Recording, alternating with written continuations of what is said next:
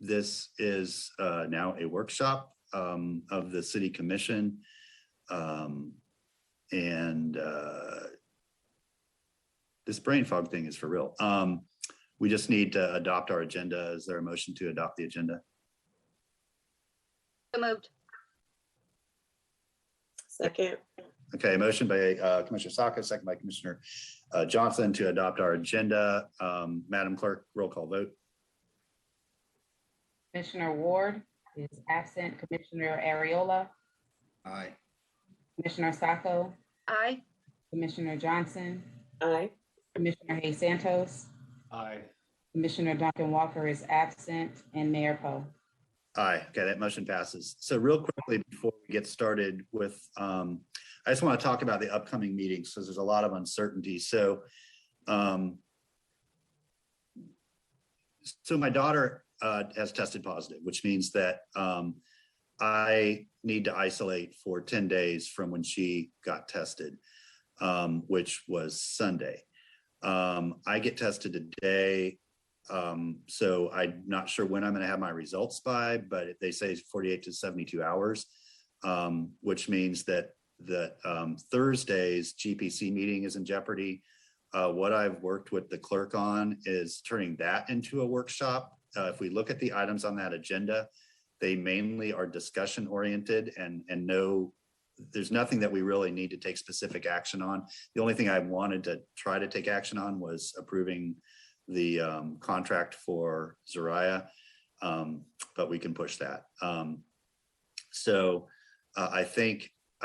I think what will keep us moving forward and keep us on track is to advertise that as a workshop on Thursday so we can still do it virtually. The meeting for tomorrow has been canceled and rescheduled for a couple reasons. One is because 5 of us can't be there.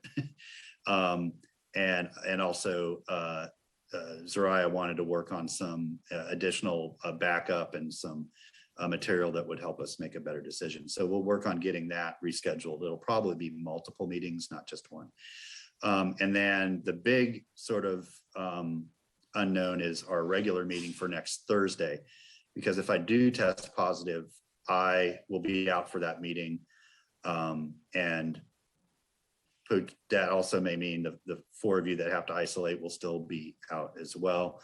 Regardless, that's not ideal. So we're working with the clerk. We'll wait on my test results, but we're working with the clerk to maybe move that meeting to the 6th or 7th, the Tuesday or Wednesday of that following week. Both those days seem to be pretty open, and we would be able to kind of keep things moving. As you know, there are some items that really need to be heard without delaying them a whole lot further, including budget stuff and some sort of ordinance type stuff that can only be heard in the evening. So anyway, that's what we're planning. It's shifting sands for sure. I apologize. This is sort of the reality of COVID kind of coming right down in front of us, but we'll continue to work through it. So with that, Madam Clerk, I don't know who's going to be leading our discussion today. Is that Ms. Warren? Ms. Warren, hello. Good afternoon, Mr. Mayor and Commission. Good afternoon, everyone in our audience. Today, we are here to have a legislative body disparity study kickoff workshop. Griffin and Strong PC is an Atlanta-based law and public policy consulting firm. They are actually conducting the study for the city of Gainesville. This study is designed to review the city's process and analyze its contract rewards, including those to minority and women-owned businesses. So to kick off the study, GSPC will be facilitating this meeting today to discuss the study's purposes, its methodology, and the ways the public and business community can be involved. Michelle Clark-Jenkins is going to be our presenter today. Just to let you know a little bit about Ms. Clark-Jenkins, she's the Senior Director of the Consulting Group. She's also the Project Manager.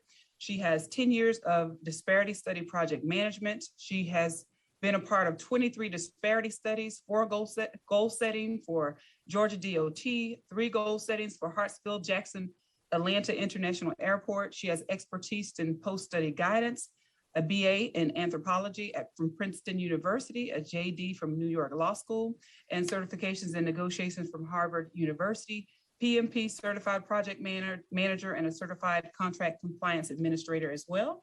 Without further ado, I'm going to turn it over to Ms. Clark Jenkins. She'll start the presentation. Great, thank you, Mr. Mayor and Commission. Thank you for having us. I was before you once before in Gainesville, loved my trip there. I'm really sorry that this one was not in person. I would love to be in Gainesville right now. So we've obviously gotten started on the study. And so let me share with you, kind of walking through what it is we will be doing over the next just a little shy of a year.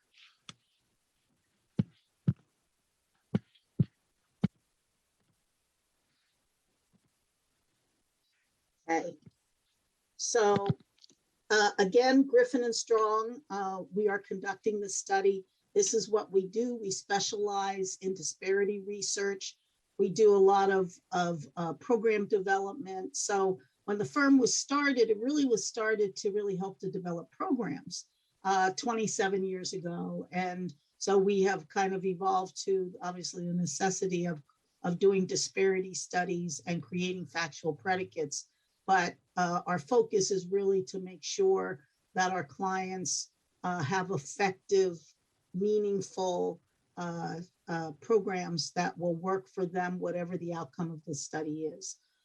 We believe we have the most qualified team in the industry. We have 5 attorneys, 2 PhD economists, a PhD in social psychology, and a PhD in anthropology. And the part of that is that every one of them is rolling up their sleeves to work on your study. Every one of them has expertise in disparity studies. Our project executive and the CEO of our firm, Rodney Strong, was the director of the City of Atlanta's Department of Contract Compliance. He was part of a team of attorneys and economists who watched the Croson case, which I'll talk about in a moment, which is what created disparity studies. They watched that case coming up through the courts and really designed disparity studies as a response to the Croson case. And so when the City of Atlanta did the first post-Croson study, he was the project manager, and he also became the principal architect of the City of Atlanta's programs, which have been in place now for more than 30 years and have been kind of used as the model across the nation. Our principal researcher, Dr. Vince Egan, is considered one of the foremost experts nationwide. He's done over 120. I think we probably need to change that number to probably closer to 150 now. He's defended a number of programs and studies across the country. He's done 6 and then just recently defended another actually program that we did not do the study for, but we went in and defended the program. So just to be clear what a disparity study is, it's meant to be an objective research tool that determines whether a government agency has actively or passively discriminated against certain groups because of race or gender. We also use this as a measurement tool for sometimes race and gender neutral groups, so small businesses, veterans, whatever, but you don't need a disparity study for those groups. Disparity studies are really reserved for race and gender conscious activities. So when we talk about the idea of discrimination, I want to be very clear that that is not an indictment, whatever the outcome of the study, of a current administration. It is the present effects of past discrimination. It is a culmination of history. And so what we really study is what is the current effect. So we don't study really the cause in the sense of whose fault is it. We study, where are you now versus where you should be. And so that's a culmination of history. And we do that through both statistical and qualitative analysis. So at the end of the study, we'll provide you with our findings and our recommendations. And hopefully, if you accept them, they're meant to be implemented as policy. It's really important also to know that one of the requirements of CROSIN, and I'll talk about CROSIN again in a minute, is that whatever you do, if it's race and gender based, must be narrowly tailored to the findings of the study. So any recommendation we have, you should be able to tie it to a finding we have. So we do disparity studies again because of this case, this CROSIN case, City of Richmond versus J. CROSIN in 1989 case. They had a program. There was not a sufficient factual predicate for it. Justice O'Connor wrote the controlling decision and really talked through kind of what is needed in order to kind of overcome the 14th Amendment requirements that everybody be treated the same way. It is the first time a court had looked at malevolent discrimination and benevolent remediation of discrimination the same way. What the court really said is both run afoul of the 14th Amendment, and that in order to have anything that is race, in the case of CROSIN, it was race-based. Later, gender-based was applied to what they call intermediate scrutiny. But for race-based programs, there's something called strict scrutiny. And for those of you who are attorneys, that meant strict in theory, fatal in fact, which meant you couldn't overcome it. So the disparity study is really the tool to present and overcome the strict scrutiny or satisfy the strict scrutiny requirements of the court. So you have to have a factual basis in evidence. Our methodology is dictated by case law. And I will tell you, sometimes it's counterintuitive. Sometimes what we do in disparity studies, I'm like, well, I would do this differently, but we're doing what the courts have approved. And then anything you do has to be narrowly tailored to the findings of our study. So there were a number of things in CROSIN that stood out. One of them was, you don't go according to population. We hear that a lot. Well, we have a 51% population of this group. Why can't we have a 51% goal?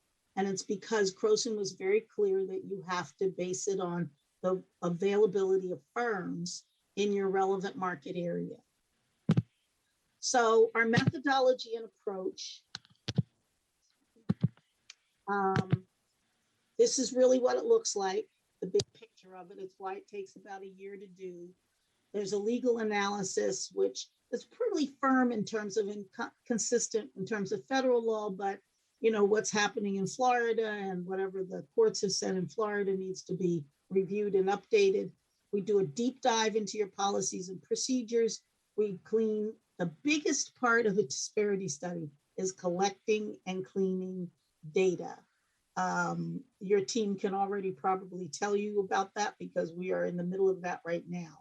We do a relevant market analysis, and I'll talk about all these individually. We do a utilization and threshold analysis, availability of firms in the marketplace. Utilization and availability are compared to come out with a disparity analysis.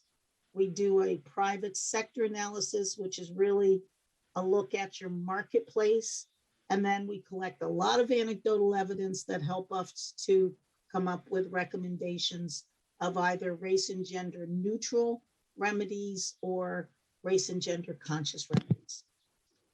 Data, we do all the work or as much work as you'll let us do.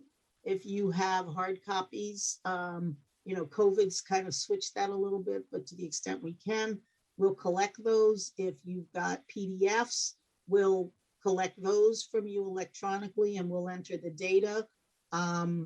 We collect and use the data you have. That's always a big question. Well, suppose we don't have the data. We'd use whatever it is you have. And that's why we have economists who will bridge any data gaps. We keep a chain of evidence. We have not had any of our studies challenged, but if they are, we've got a chain of evidence that allows us to preserve our means of conducting the study. We will keep you informed. We have very transparent processes. That's become a big issue lately in disparity studies of consultants withholding data. We don't quite understand that, but if at any time there's something you want to see, we want to see the data you've got today. We send us this, we want to see that. We will send it to you. We'll provide it to you. If you want to know, we do have monthly team meetings. So you all are invited to that, whoever you all want at those meetings where our team reports in, says what they're doing, what their challenges are, what they need. And you all are part of that meeting. You're even welcome to commandeer that meeting if you ever want to talk about your own questions and concerns. But we do create that on a monthly basis throughout the study and any other time you would like to meet with us. Policy review, those are beginning now. Dr. Vince Egan and David Maher, who's our legal partner at the firm, do the policy review. They have already reviewed your written policies. And I think there are a few more requests maybe for some written policies. And then we do a lot of interviews with people. Some of you may have already been asked to provide interviews. And what we're trying to see is, are the policies understood by everyone? Are there any policies that on their face present barriers to MWBE firms? Is there a consistency in policy as written and as implemented? And then also what policies can be modified to promote inclusion? This really becomes a real reference point for us, because it's hard for us to recommend what you should be doing if we don't understand what you're already doing. And so the policy review becomes an important step in the study. So before we do anything, again, once we've cleaned all this data, we have to figure out the geography. So who are we studying? Where are they located? And we're looking at where you spend at least 75% of your dollars over the study period. And the study period is calendar years 2016 through 2020. And then we also do it by each industry category of construction, A&E, professional services, other services, and goods. So we look at where are you spending the dollars, and that becomes the market that we're studying. So firms who are outside of that relevant market, geographic relevant market, are not part of the study. So if we determine that your relevant market is the Gainesville MSA, then firms who are in California won't be counted in our study, either based on utilization or availability. Because one of the things that Croson case said is, you've got all these people who are way out and you don't know what their influence has been, and they haven't had anything to do with you. So you have to create this kind of bubble of your marketplace. We then also look at what's your product marketplace. So if you don't buy hairdressing services, then hairdressers aren't going to be part of our analysis. So only firms that are in the geographic and product markets will be included in the study. So utilization is pretty straightforward. Where have you spent your dollars and with whom? So again, only firms within that relevant market are we looking at, and there are some exclusions to our analysis. We take out any government entities that you've dealt with. We take out any not-for-profits, utilities, things where there really isn't a decision. So if you think of it as where are you making a decision, we take those are excluded. So things like, well, we bought land over on the other side of town. Those aren't included. And we include both prime and subcontractor utilization. And we disaggregate it by each year. So it's one of the reasons why we do a multi-year study, so you can look at trends. Was this an outlier year? By looking at, 5 years, you don't have to worry about outliers. We do a threshold analysis, which looks at the total level of contracting you're doing based on intervals. So we'll look at your informals, and then we'll look at, what's 50,000 to 100,000, 100,000 to 250,000. What level, how many contracts are you doing over $1 million, over $5 million, between $5 and $10 million? So we'll look at the number of contracts or number of awards, and also we'll look at those dollars. And what tends to happen is there are a lot of smaller awards and a lot of big dollars with the big dollar awards. But we'll show you that balance, and that's important to see what opportunities are there for small minority women and minority and women-owned firms, and whether some firms who maybe have been considered only as subcontractors could in fact move over to be prime contractors and grow their capacity. So then availability is the most controversial part of a disparity study. It's who are the ready, willing, and able firms in the marketplace. And it's really a straightforward approach. We deal with things like capacity in other parts of the study, but we use what's called the list approach, which is we take firms that have at least expressed interest in doing business with government.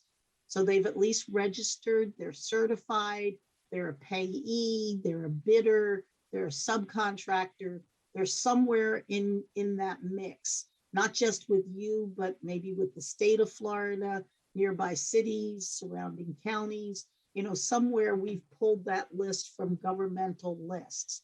And then they also do business in the product categories that are included in the study, and they're within that relevant market area. Then we do a disparity analysis, which is a comparison between availability and utilization. So if you have 100 engineering firms in your marketplace and 10 of them are Hispanic American owned, you have a 10% Hispanic American owned engineering availability. But if then when we look at spend, there's only 2% of your engineering dollars that you're spending with Hispanic American engineering firms, you have a disparity. So it's 2% utilization compared to a 10% availability. And availability percentage is really what should be expected.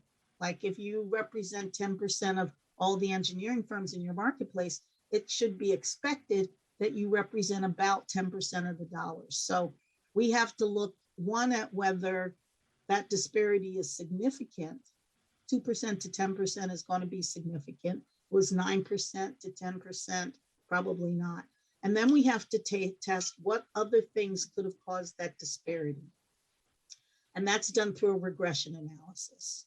So we kind of equalize, if you look at it as kind of testing and equalizing other factors like the size of the firm, how long they've been in business, the education of the owner, how many employees they have, what their revenues are. So you're comparing kind of apples to oranges, apples to apples, that at the end of the day, if there's still a disparity, or if you've kind of equalized those things out, then the courts have said you can make an inference of discrimination. In other words, it's likely that race and gender has caused this disparity. So we have to go one step further. We have to look at what's happening in the marketplace. In the marketplace, because if we don't, then what you're saying is, well, there are no African-American owned construction firms. We didn't use any, so no discrimination. Well, we have to say maybe why that is. Is there discrimination in the marketplace that in fact could depress availability? So we look at things like self-employment disparities, building permit data, because that tells us what's happening in the marketplace in the construction sector. We look at credit market. Are there disparities in the credit market? Because if you can't have access to credit, then your ability to do business in the marketplace will also be depressed. Community engagement and anecdotal evidence is critical because now we have all this statistical information that says there is or is not an issue in terms of the disparities. But if we find that there's an issue and there's some sort of a disparity, even if we find there's not a disparity, you want to get the input of the community for both positive, what is it that Gainesville is doing right?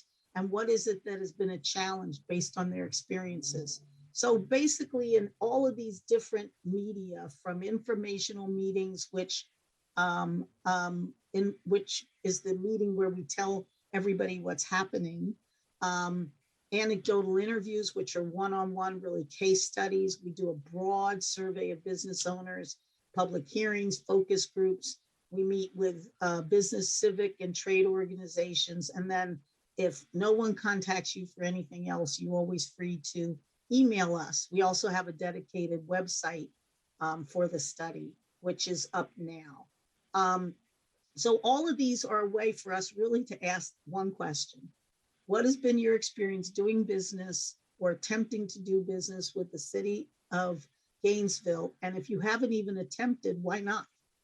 So we ask it in lots of different ways and lots of different forums. And then that helps to inform our recommendations, because we can look that there's an issue, but we need to hear from the community where we start to see, well, how do we fix this? What are some of the barriers? What are some of the issues that you've run up against in your own experiences?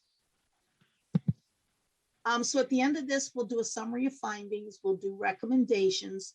CROSN requires that we first considered race and gender neutral responses. And then we don't have to exhaust them, but we have to consider them first. And then we can move on if we feel it's necessary to race and gender conscious remedies. We do that using, again, we look at your policies, what's on the face that may need to be changed. We hear what the public is saying, and then we rely on our expert knowledge of doing these all over the country and what have been best practices. Those are the things our recommendations are based on. And again, they are all tied to, there has to be a finding for which we are making a recommendation for. So at the end of the study, post-study support, we'll review the findings and recommendations with you. We'll consult with you on release of the study. Can't tell you how important that is. We've had both situations where we hand in a study and they go, okay, thank you, bye. And we go, well, don't you want us to help you with the rollout? No, we got it. And usually it's disastrous. Not because people don't know what they're doing, but because really the public usually knows what the outcome is going to be. And so their question isn't, well, you found something we didn't know about. Their question is, we know all that. Now, what's your plan? What are you planning to do moving forward? And so before we leave you, we will, I always call it the yellow brick road. We'll kind of help you chart out a path down the yellow brick road. And we'll do presentations. We'll just help you establish that path forward. Because what we really want to see is that whatever the outcomes of the study are, and by the way, there have been times when we've had studies where there wasn't a recommendation for, we didn't feel like there was a lot of support for a race and gender conscious program, but there were lots of ways to try to keep your availability where it needed to be and institutionalize, particularly race and gender neutral ways of keeping your participation where it should be and where it should be expected. So this is really what the project time looks like. We are right now, we've already done data assessment, we've already done the legal review, informational meetings, launched the website, policies and procedures we're in the middle of, data collection will be in the middle of it for several months. And then the survey will go out in the winter. We'll be working on preparing database. You notice it's databases, and then anecdotal evidence. And then by, early summer, we'll be completed and presenting you with our findings and recommendations. So that's it.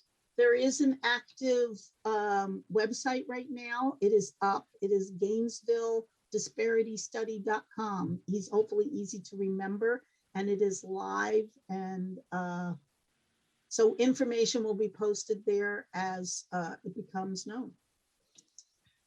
So I'm open to any questions or comments. Thank you so much, Ms. Clark-Jenkins. I'm really excited about this, and obviously y'all are eminently qualified to help us through this work. So I'm excited about the next sort of 12 months or 9 months or 10 months or however long it takes us to get there. And I'm especially grateful for the help you're going to provide us with. Where do we go from here? Not just where we are at this point in time. So it takes some time to get there, but really, really appreciative that that's part of how we'll be working together. So with that, I'll see if y'all have questions or you'd like to say anything. If you'll just raise your hand, if we're back to back to that if y'all remember, and I'll just take you in order. Did I see them? Anybody? So the raise hand function is at the bottom of the screen, sort of where you mute and turn your video on.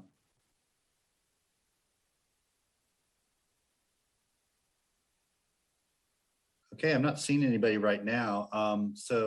Larry, let's go to you and see if we have any members of our public who were listening in that want to speak at this time. And this is Kyle. I've taken over for Larry. We have no callers on this issue. Okay, thank you, Kyle, and hello. I'm sorry I didn't realize. That's okay. Okay, back to the commission. Any other questions at this time? Okay, so I think it's probably important for us, and correct me if I'm wrong, Ms. Clark-Jenkins, to really help our community be aware of this process.